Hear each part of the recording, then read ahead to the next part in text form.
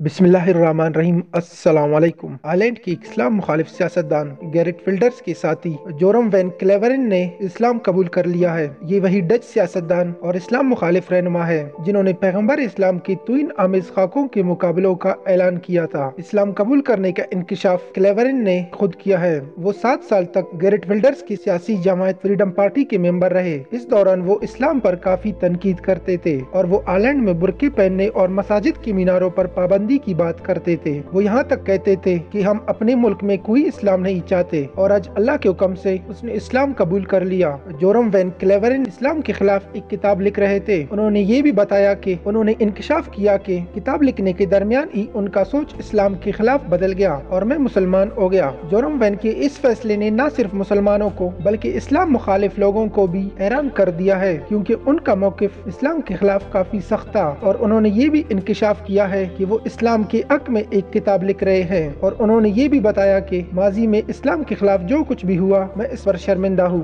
दोस्तों, आप लोग देख रहे थे शाबान न्यूज।